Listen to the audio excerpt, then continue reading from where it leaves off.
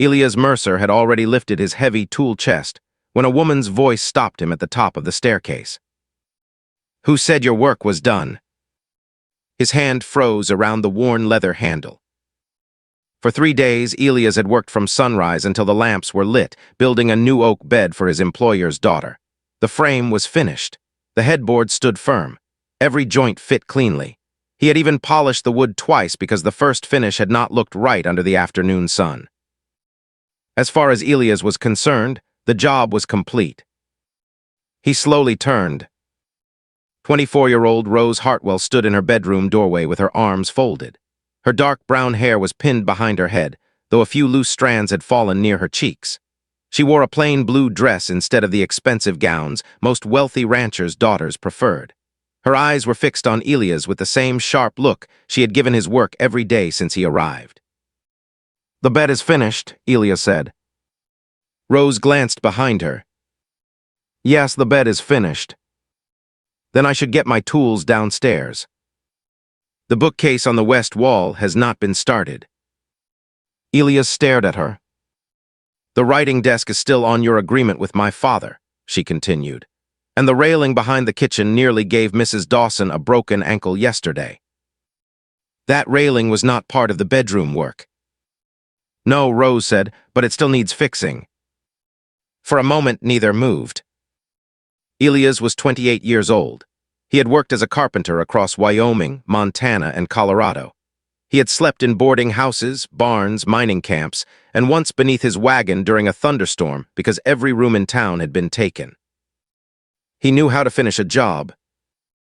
More important, he knew how to leave. But something about the way Rose stood in that doorway made leaving suddenly feel more difficult than it should have. 3 days earlier, Elias had believed the Hartwell job would be simple. Silas Hartwell owned one of the largest cattle ranches outside Red Hollow, Wyoming territory. He had hired Elias before leaving for Cheyenne to settle a cattle contract. Silas wanted improvements made to the main house before winter. A bed for Rose. A writing desk. A bookcase. Repairs to several rails and steps. Silas had told him his daughter would be managing the house while he was gone. Elias had imagined a spoiled rancher's daughter who would choose curtains and complain about sawdust. He discovered his mistake before breakfast on the first morning. He had been measuring an oak plank when Rose appeared behind him. "That board will twist." Elias looked over his shoulder. Rose pointed toward the plank. "See the grain near the end?" "I see it." "It will pull after a dry winter." Elias set down his pencil. "I was already going to replace it." Rose raised one eyebrow. "Then we agree." She turned and walked away. Elias stared after her before looking back at the board. She was right. That annoyed him more than it should have. The next morning, he rode into Red Hollow and exchanged the plank at Wallace Lumber. The owner, Frank Wallace, looked at the rejected board and laughed. "That wood would last 20 years. "It might. Then why replace it?" Elias selected another plank. "Because it might not." Frank watched him carefully. "This for Hartwell's daughter." Elias said nothing. Frank smiled. "That explains plenty." "It explains nothing." Elias paid for the lumber and left. When he returned to the Hartwell ranch, Rose did not mention the new board. She only came into the room that afternoon, touched the smooth edge of the headboard, and said, "Better." That single word stayed in Elias' mind for the rest of the day. Most wealthy people he worked for cared about appearances. They wanted polished furniture because neighbors would see it. They wanted large cabinets because large cabinets looked expensive. They wanted carved details because carved details proved they could afford them. Rose was different. She noticed whether something had been built properly. On the second day, she brought him coffee. She placed the cup near his tools. "You forgot breakfast." "I didn't forget." "You skipped it." "That is different." "Not to your stomach." Elias almost smiled. Almost. By the third afternoon, Rose had begun sitting near the bedroom window while he worked. Sometimes she read. Sometimes she watched his hands shape the wood. She did not chatter. She did not ask foolish questions. She simply stayed. At first, Elias found it strange. Then he found himself listening for her footsteps. That worried him. Elias had lived his life with one rule: never remain anywhere long enough to need it. His father had been a carpenter too. After Elias' mother died, his father had become quiet and bitter. He worked until his hands cracked, then drank until he could forget the empty chair across from him. Elias had watched grief turn a strong man into someone he hardly knew. So Elias chose movement. A job in one town. Another job somewhere else. He built homes for families without building one for himself. It had worked for years. Until Red Hollow. Until Rose Hartwell. Late on the third afternoon, Elias stepped back from the finished bed. Rose stood beside him. The oak glowed beneath the last sunlight coming through the window. "You did more than Father paid for," she said. Elias wiped sawdust from his hands. "No." Rose looked at the carved edge beneath the headboard. "You reshaped this yesterday. It needed it. You replaced 2 boards that were good enough. They were not right. And you spent half the morning smoothing parts nobody will ever see." Elias looked at her. "I'll know they're there." Rose's expression softened. "That is what I mean." "What do you mean?" She ran her fingertips lightly across the bedpost. "Most people finish things. You care whether they were worth finishing." Elias did not know what to say. No one had ever described his work that way. Rose picked up her book. "Good night, Mr. Mercer." "Good night, Miss Hartwell." She left. Elias remained beside the bed for several minutes after she was gone. The next morning, he began the bookcase. Rose appeared with coffee. By afternoon, she appeared with her book. By the 4th day, she no longer asked whether she could sit nearby. And Elias no longer wondered why he wanted her there. They began speaking more. Rose told him her mother had died 6 years earlier. Since then, Silas Hartwell had treated the ranch, the house, and sometimes his daughter like parts of one large business that needed careful management. "He loves me," Rose said one afternoon. "He just thinks every problem has a practical answer."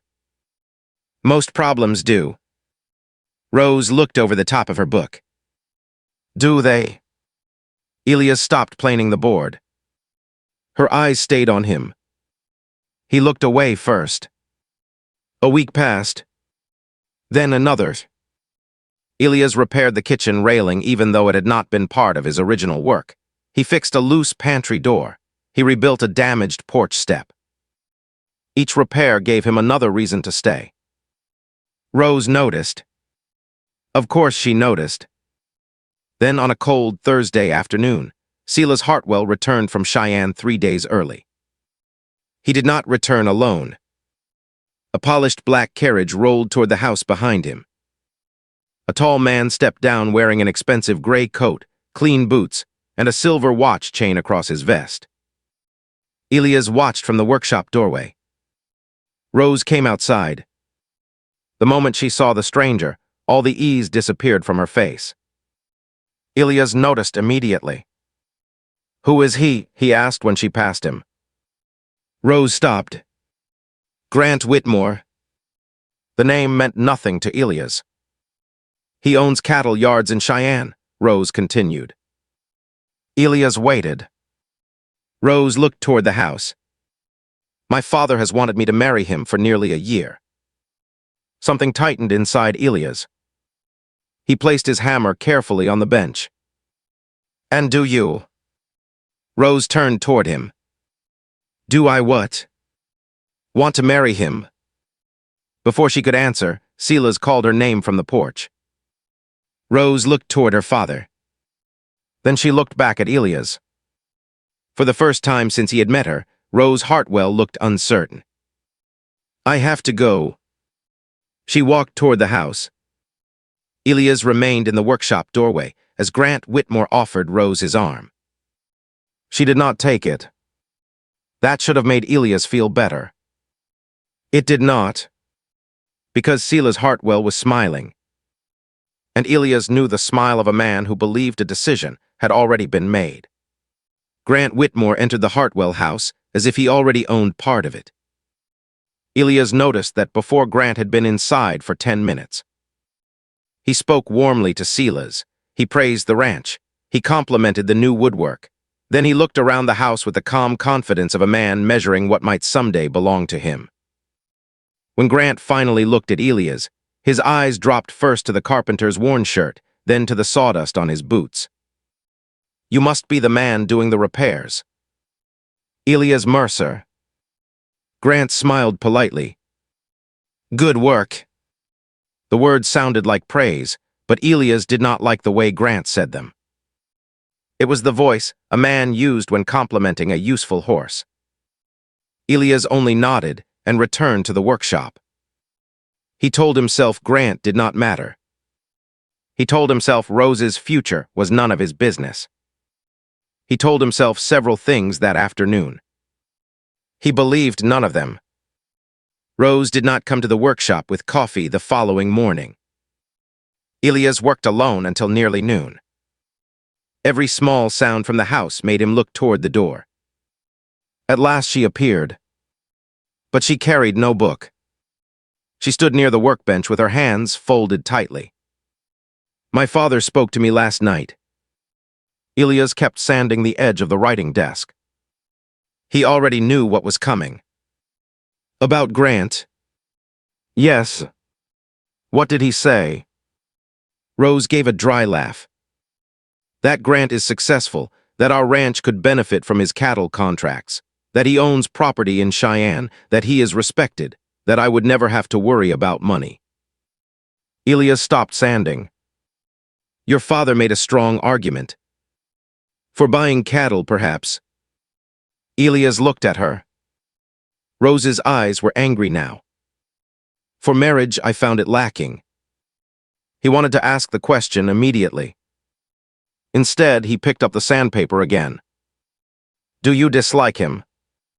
No. That answer hurt more than Elias expected. Rose saw it. I do not dislike many people, she said. That does not mean I wish to marry them. Elias looked down. Rose moved closer. Grant is not cruel, he is not foolish, he is not dishonest. That almost makes this harder. Why? Because everyone thinks I should be grateful. She turned toward the open window. My father thinks a good man with money and land should be enough. Maybe he wants you safe. He does. Elias heard the sadness in her voice. Rose continued quietly. But being safe and being known are not the same thing. The workshop became very still. Elias knew exactly what she meant. He had spent half his life moving from town to town, because staying anywhere felt dangerous. He had called that freedom. Sometimes, late at night, it felt more like hiding. Rose touched the edge of the desk. Grant looked at this last night. Elias waited. He said it was impressive. That sounds polite. He said it would increase the value of the room. Elias looked at her. Rose gave him a small, tired smile. He never asked why the drawer was deeper than normal. Elias understood. The drawer had been designed for Rose's sketches and papers. The writing surface was wider because she sometimes worked on ranch maps and building plans.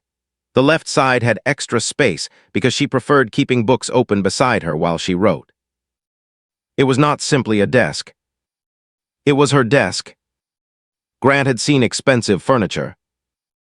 Elias had seen Rose. Neither said that aloud. Rose looked toward the house. My father is giving me a few days. To decide. To accept. She left before Elias could answer. That afternoon, he ruined a board. It was the first board he had ruined in years. He cut it half an inch too short because his mind was upstairs instead of on the measurement. He stared at the damaged wood. Then he threw it onto the scrap pile harder than necessary. Frank Wallace happened to arrive 20 minutes later with a delivery of pine. He looked at the board. "You cut this?" "Yes." Frank lifted it. "You never cut wrong." "I did today." Frank leaned against the wagon. "So Whitmore is still here?" Elias gave him a cold look. Frank raised both hands. "I only deliver wood. You also deliver gossip. That comes free." Elias returned to the bench. Frank watched him for a moment. "You heading out when Hartwell's work is finished?" "That was the plan." "Where?" "Montana, maybe." Frank frowned. "Last month you said Colorado." "Plans change." Frank looked toward the house. "Yes," he said, "they do." Elias ignored him. But the words stayed. That evening, Elias sat alone in his boarding house room and opened his old travel bag. He began packing. Not because the work was finished. Because he suddenly wanted to leave before it was. That frightened him more than Grant Whitmore did. He folded 2 shirts. Packed his shaving kit. Placed his mother's old Bible beneath his spare coat. Then he stopped. On the table beside him lay a small sheet of paper. A sketch Rose had made while discussing the writing desk. She had drawn the room badly and the desk well. Beside one corner she had written, "More space here, I always run out." Elias picked it up. He remembered the first morning. That board will twist. Then the coffee. Then her sitting quietly with a book while he worked. Then her telling him that most men finished things, while he cared whether they were worth finishing. He put the sketch into the bag. Then he stared at it. After several seconds, he pulled it back out. He unpacked the shirts. The following morning, Elias returned to the Hartwell ranch earlier than usual. Rose was already outside near the kitchen garden. He nearly went to her. Then Silas stepped onto the porch. "Mercer." Elias stopped. Silas came down the steps. He was a large man with gray beginning to show in his beard. He rarely wasted words. "The desk is nearly finished." "Today." "And the porch rail?" "Tomorrow." Silas nodded. "You have done good work here." "Thank you." Silas glanced toward the house. "Whitmore thinks so too." Elias said nothing. Silas studied him. "You move often?" "Yes." "Why?" Elias had not expected the question. "Work. There is work everywhere if a man is good enough." "That is true. So why keep leaving?" Elias looked at him carefully. "I never found much reason to stay." Silas's expression changed slightly. His eyes moved toward Rose in the garden. Elias noticed. Silas noticed that Elias noticed. Neither man spoke for several seconds. Then Silas said, "Finish the porch tomorrow." He walked back toward the house. Elias stood where he was. For the first time, he wondered how much Silas Hartwell already understood. The writing desk was completed that afternoon. Rose came to inspect it. She opened each drawer, ran her hand across the surface. Then she sat down. The desk fit her perfectly. Elias stood several feet away. "Well," he asked. Rose looked around the room. "It belongs here." He smiled. That was the idea. Her fingers rested on the wood. What happens when the railing is finished?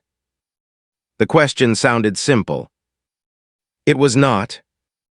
Elias leaned against the wall. "I suppose I leave."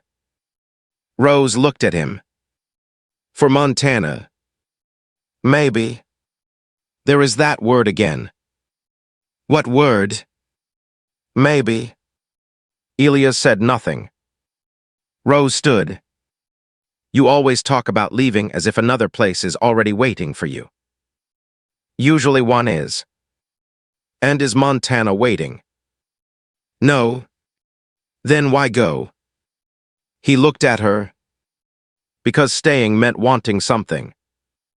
Because wanting something meant it could be taken away. Because he had watched his father love someone so deeply that losing her destroyed him. Because Elias knew how to survive loneliness better than he knew how to risk happiness. But he could not say any of that. So he said, "It is what I do." Rose's face changed. The disappointment was small but clear. That is not an answer. It is the only one I have. She held his gaze for another moment. Then she left. Elias wished she had become angry. Anger would have been easier. The next evening, he repaired the last section of porch railing. The contract was complete. He cleaned his tools slowly. Rose had not come all day. Grant had. Elias had seen him walking beside Sela's near the cattle pens. Later, he had seen Grant carrying flowers toward the house. By sunset, Elias had convinced himself that leaving was the right thing. He closed the tool chest. Then he heard footsteps. Rose entered the workshop. She was still wearing the pale green dress she had worn to dinner. Her face was calm, but her eyes were not. He asked me. Elias already knew. Grant. Yes. His hand tightened around the handle of the tool chest. What did you say? I asked for until tomorrow. Elias looked away. Rose stepped closer. My father wants me to say yes. Elias swallowed. And what do you want? You asked me that once. I'm asking again. Rose's voice became softer. I want someone who sees the difference between good enough and right. Elias looked at her. She continued. I want someone who notices how a room is used before building something for it.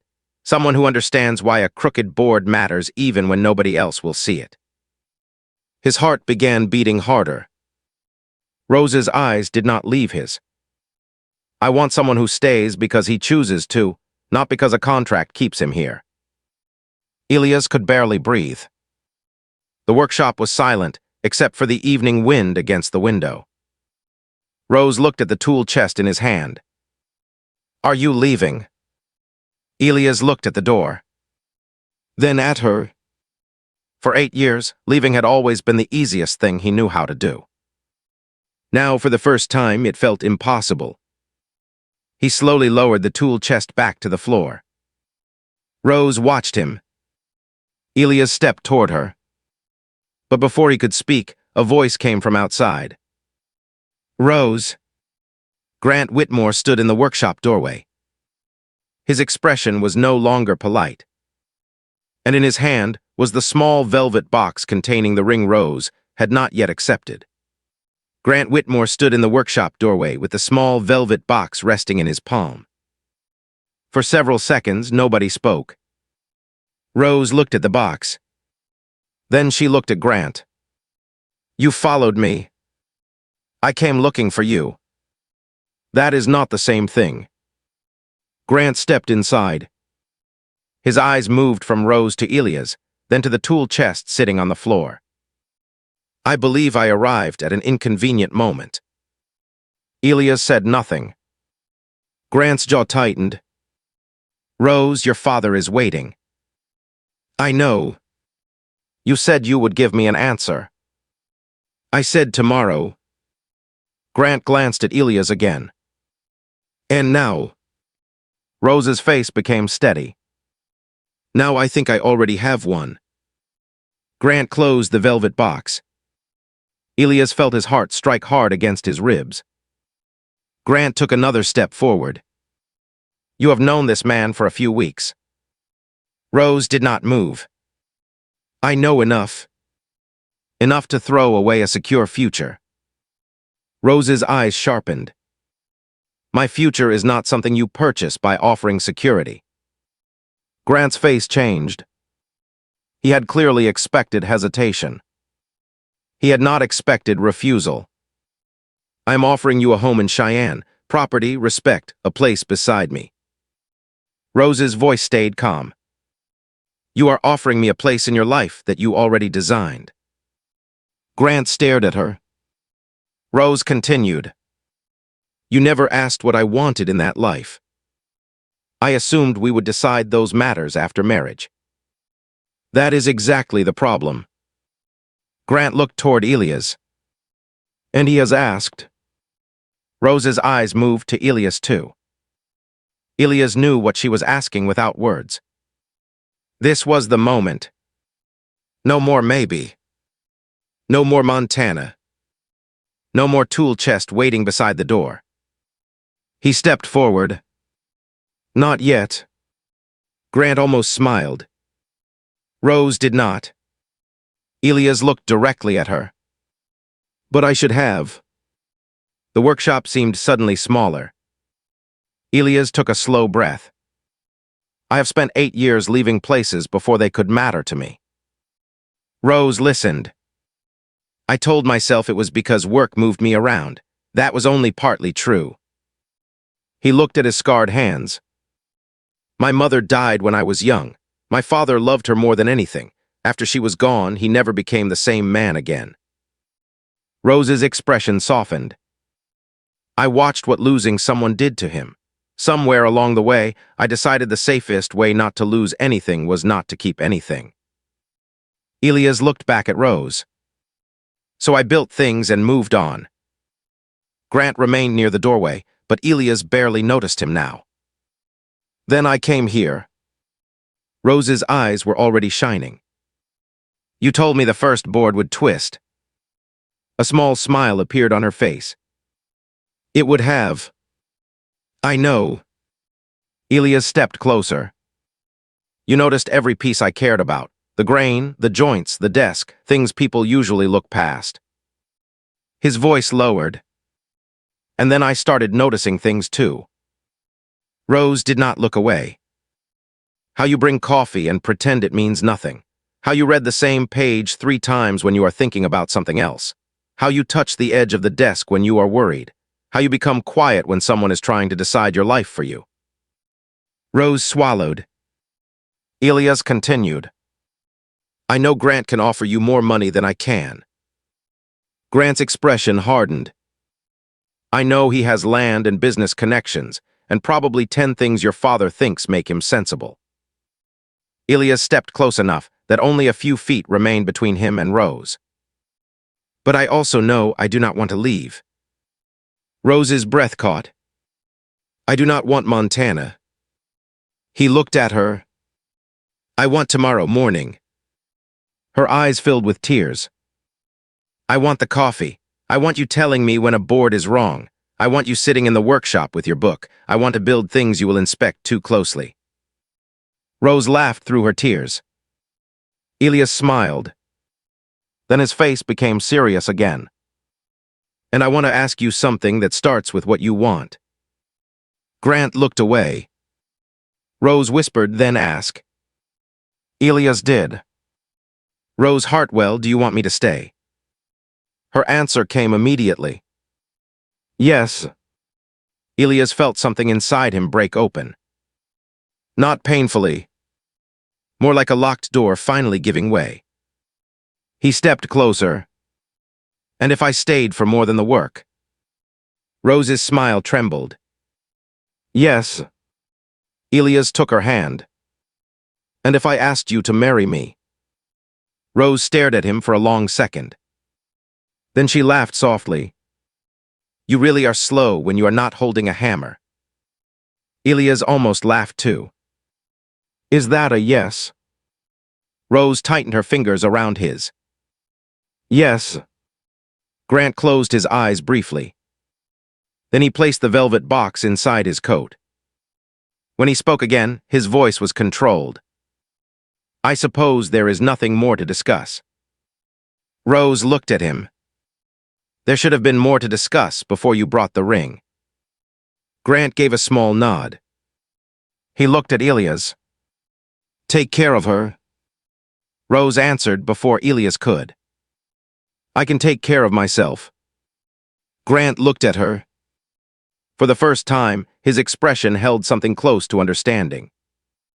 Yes, he said, I suppose that was another thing I failed to notice. He turned and left. Silas Hartwell was waiting in the parlor.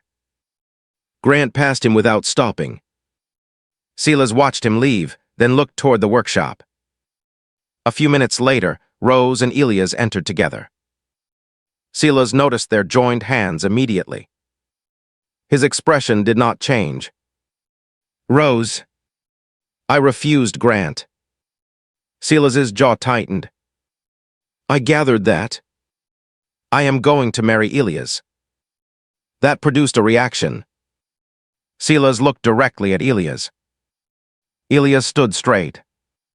Silas slowly removed his spectacles and placed them on the table. You finished my contract today. Yes, sir. And before leaving my property, you proposed to my daughter. Yes, sir. Silas looked at Rose. You accepted? Yes. Silas leaned back in his chair. For several seconds, he said nothing. Then he asked Elias, how much money do you have? Rose frowned. Father. Elias squeezed her hand lightly. Enough to rent a small place and open a workshop. Debts? No. Steady commissions. When I stay somewhere long enough to accept them. Silas raised one eyebrow. Rose almost smiled. Silas looked toward the staircase. The bed. Elias waited. Why did you replace the first boards? The grain was wrong. They were strong enough. Yes. Then why? Elias answered without hesitation. Because strong enough was not the same as right. Silas studied him. Then he looked at Rose. Something in the older man's expression softened. Your mother would have liked that answer. Rose's eyes changed. Silas stood. I wanted Grant because he was safe. Rose nodded. I know. I thought security would protect you.